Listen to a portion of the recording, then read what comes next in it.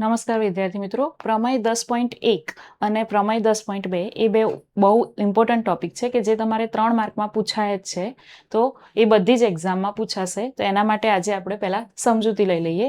તો અહીંયા શું કીધું છે કે વર્તુળના કોઈ બિંદુએ દોરેલ સ્પર્શક એ સ્પર્શ બિંદુમાંથી પસાર થતી ત્રિજ્યાને લંબ હોય છે. સ્પર્શક એ શું હોય છે? તો ત્રિજ્યાને લંબ હોય છે એવું અહીંયા સાબિત કરવાનું છે. તો આ શું છે? વર્તુળનો એક સ્પર્શક છે, બરાબર. સ્પર્શક કયો લીધો છે આપણે? XY. અને આ શું છે? OP એ ત્રિજ્યા છે એની. હવે અહીંયા OP એ શું છે? ત્રિજ્યા છે. અને આ વર્તુળની બહાર સ્પર્શક પર એવું બિંદુ લીધું કે જેથી શું થશે? તો OQ એ OP કરતા કેવા થશે? વધારે મોટા. OP કરતા OQ એ શું થશે? મોટા. અહીંયા બસ એ જ આપણે અહીંયા સાબિત કરવાનું છે કે OP લંબ શું આવેલું છે?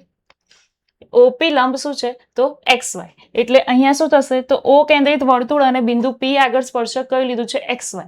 હવે એને એવી રીતે જોડો કે OQ શું થાય? તો વર્તુળની બહારનું બિંદુ થાય. હવે વર્તુળની બહારના બિંદુ પરથી જેમ આ OQ મેં કીધું કે આના કરતા તો ઓલવેઝલી એ શું થશે? મોટું જ થશે. તો એવી જ રીતે એ મોટું જ થશે. તો રેખા XY પર એનું OQ જોડ્યું અને પછી એના પર શું થયું? તો બિંદુ P સિવાય XY પરના બધા જ બિંદુઓ માટે શું સાચું બને? કે OP કરતા એ બધા જ બિંદુ પર ગમે ત્યાં તમે લેશો તો એ શું થશે? ત્રિજ્યા કરતા હંમેશા શું થશે? એનું માપ મોટું જ થશે. એટલે કે ત્રિજ્યા કરતા આનું માપ શું થશે? હંમેશા મોટું. એવી જ રીતે આ બાજુ બિંદુ લઈએ તો પણ એનું માપ શું થશે? મોટું. એટલે આપણે કહી શકીએ કે OP એ શું છે? XY ને લંબ છે. Thank you.